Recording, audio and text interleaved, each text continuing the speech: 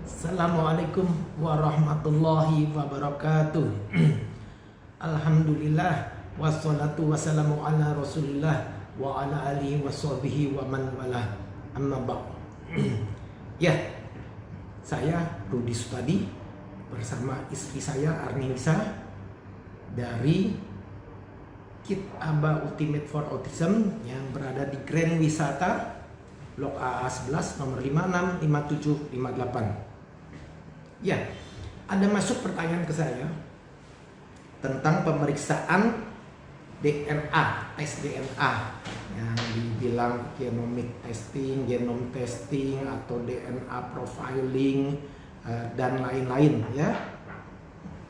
Oke, mereka tanya, dok, ini gimana, perlu enggak sih gitu ya?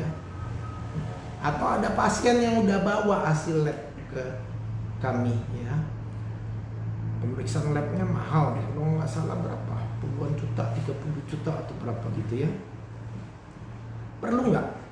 Nah, untuk itu ya, kalau mau mudahnya saya langsung jawab misalnya, oh ini perlu atau ini nggak perlu. Cuma kan terus apa dasarnya perlu, apa dasarnya nggak perlu gitu ya.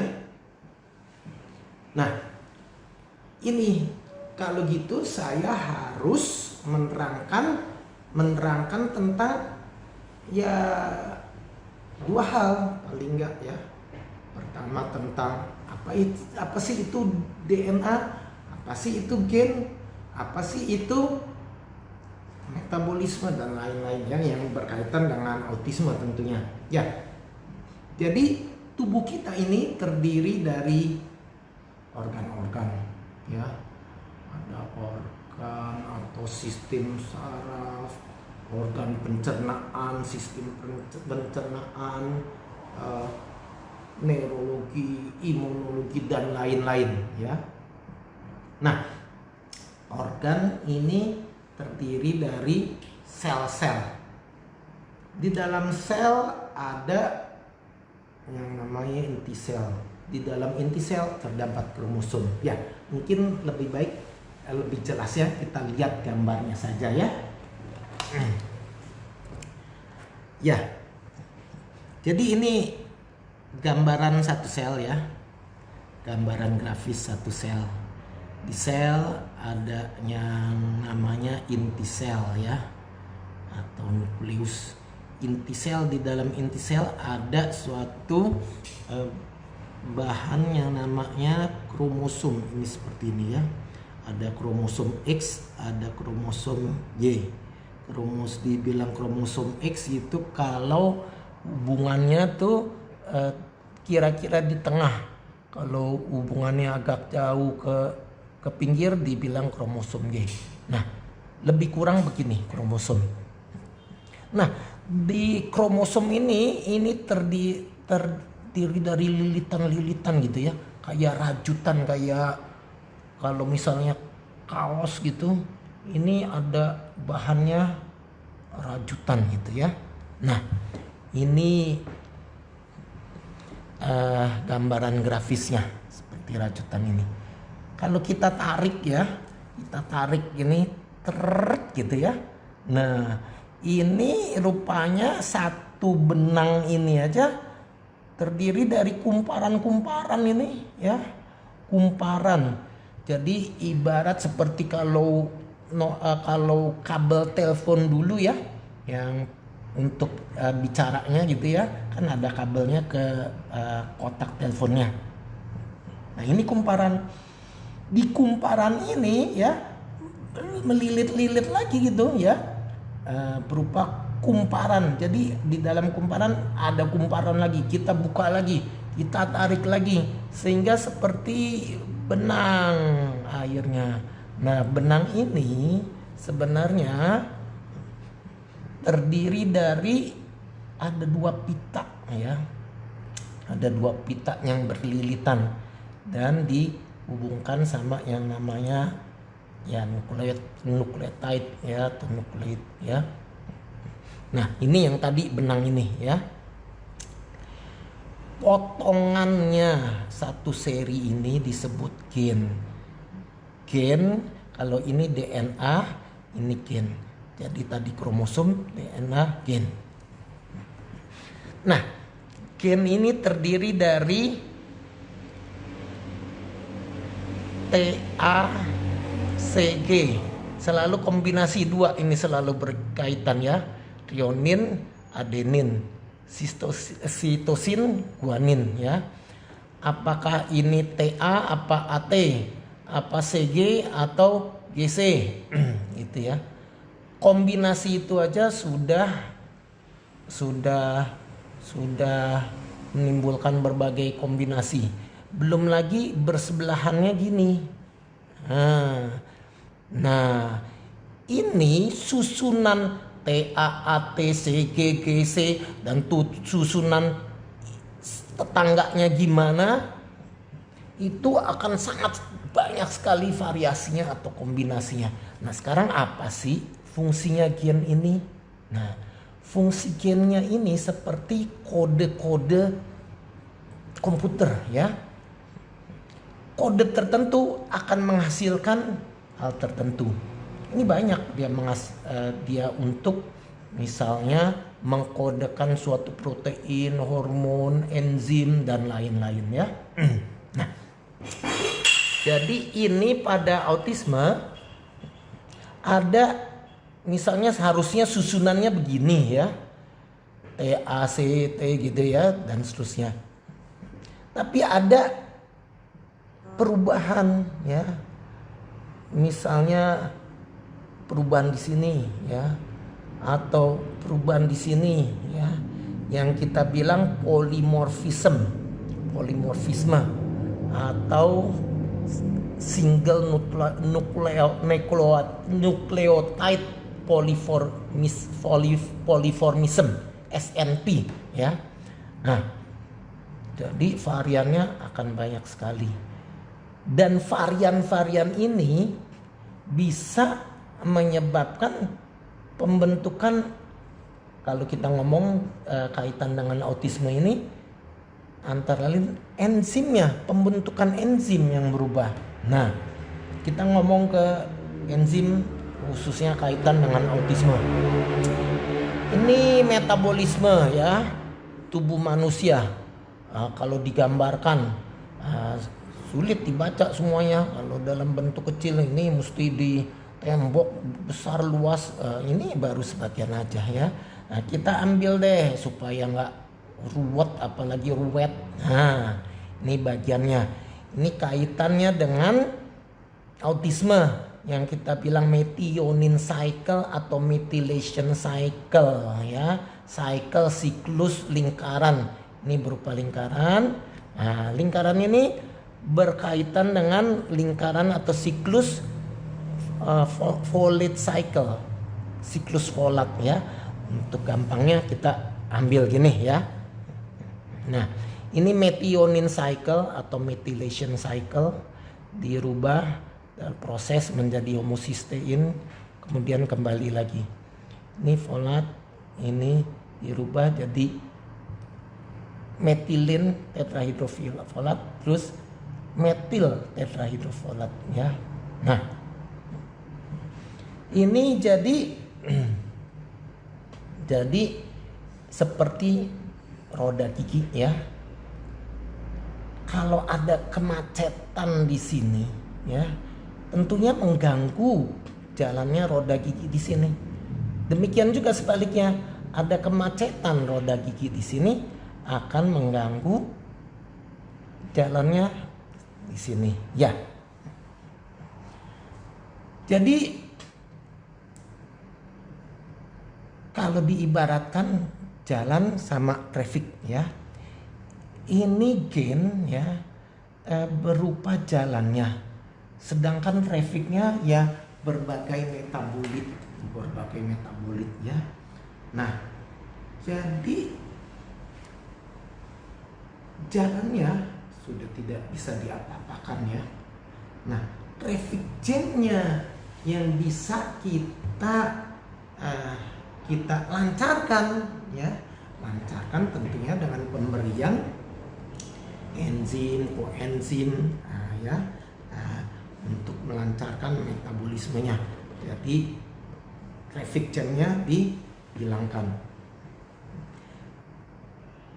Memang ya, asal muasalnya adalah penelitian dalam autisme ini adalah pemeriksaan biokimia. Jadi ada apa sih masalah yang mengganggu fungsi pada autisme ini ya? Periksa biokimianya. Oh begini. Nah kemudian barulah apa sih yang berkaitan biokimia ini dengan gennya ya? Banyak, yaitu yang kita sebut tadi polimorfisme. Jadi ya tetap saja yang diperlukan actualnya apa yang benar-benar terjadi, masalah metabolismenya ya, bukannya jalannya kenapa gitu ya, tapi terjadi traffic jam atau enggak. Karena kalau kita diperiksa manusia ya yang tidak ada masalah nih, diperiksa tuh akan banyak terdapat SNP itu ya, polimorfisme, tapi kita secara fungsi tidak ada masalah ya. Nah, perlu contoh bahwa tidak ada manfaatnya pemeriksaan gen DNA pada autisme. Contohnya yang tersering ditemukan adalah MTHFR. Apa sih MTHFR? Kita kembali lagi ke sini ya. Nah, ini. Jadi kalau folat tadi ya, metilin tetrahidrofolat. Terus ini MTHFR, ini nama gennya. Metil tetrahidrofolat reduktase. Dia membentuk enzim yang namanya pada ini kebetulan sama enzim MTHFR juga, metil tetrahidrofolat reduktase. Dia merubah metilin THF menjadi metil THF. Kemudian dia berjalan ke sini ya. Nah, kalau kita periksa ini ada masalah MTHFR, tentunya kemudian kita kasih folat, kita kasih metil ya, itu ya nggak benar ya. Kenapa? MTHFR ini dikaitkan dengan terjadinya homosistein urea. Jadi karena terjadi penumpukan homosistein, ini dibuang di urin ya, terjadi penyakit yang namanya homosistein urea. Karena homosistein ini zat yang toksik bagi tubuh manusia ya. Nah, ternyata pada autisme tidak terjadi homosistein urea itu, tidak terjadi. Kenapa tidak terjadi? Karena justru homosisteinnya rendah. Kenapa rendah? Kita kembali ke sini ya. Kenapa rendah? Nah, tidak nyampe ke homosistein. Karena apa? Masalahnya dari metionin ya, untuk merubah jadi S-adenosil metionin itu perlu magnesium. Ada terjadi defisiensi magnesium pada autisme ya, sehingga ininya rendah. Nah, untuk kemudian berubah menjadi SAH, S-adenosin homosistein ya. Nah, ini perlu ATP segala gitu ya. Nah, kemudian dirubah menjadi homosistein ya. Perantaranya S-adenosin homosistein hidrolase ya. Nah, ini yang namanya upregulation. Ternyata Kalau MTHFR saja terjadi homocysteine karena masalah upregulationnya aja. Pada autisme tidak hanya terjadi upregulationnya, tapi juga terjadi masalah pada siphon off-nya. Makanya pada autisme biasanya cysteinnya rendah, glutathione hasil akhirnya rendah, kemudian juga masalah ada taurin ya. Nah, kalau kita kasih folic acid atau kita mau kasih metil tetrahydrofolat ya, ada juga dokter yang belajar sedikit sama saya, ikut BIT training khusus dokter, kemudian dia WA saya, Dokter Rudi ini perlu metil tetrahydrofolat bukan folic acid ya, kita harus lihat keseluruhannya. Kalau kita kasih begitu aja folic acid 5 metil tetrahydrofolat dengan harapan roda ini berjalan, kemudian ini berjalan, enggak, malah akan terjadi folate trap ya.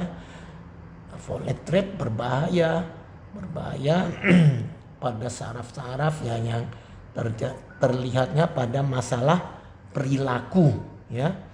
Nah, jadi ya yang kita berikan harusnya B12, zinc, magnesium ya, ATP, adenosin trifosfat, kemudian B6, P5P dan seterusnya. Jadi sekali lagi yang kita butuhkan adalah actualnya apa yang terjadi,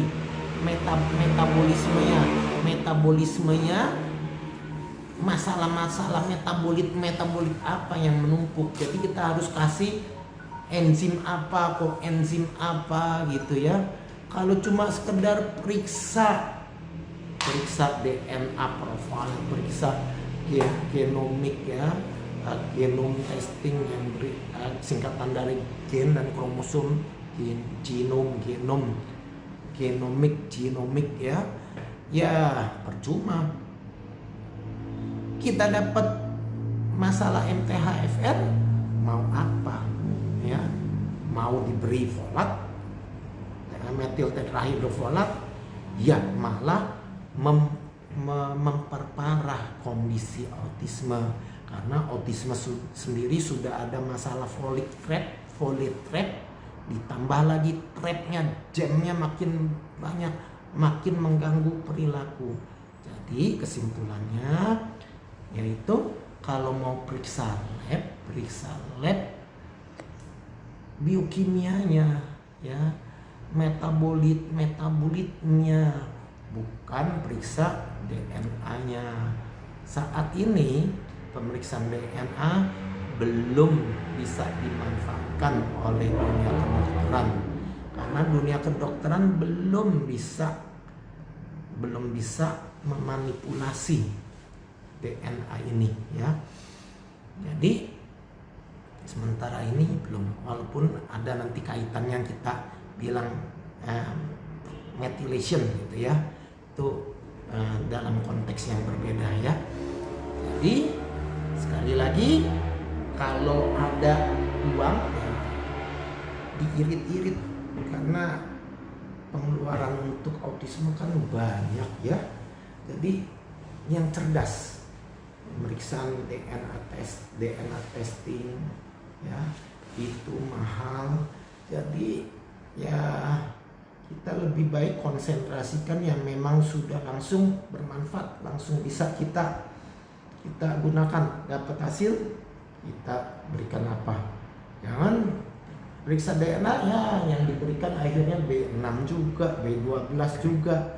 Tanpa periksa itu kita juga udah tahu bahwa autisi, penyandang autisme butuh B6, B12, DMG, ATP, magnesium, zinc dan lain-lain.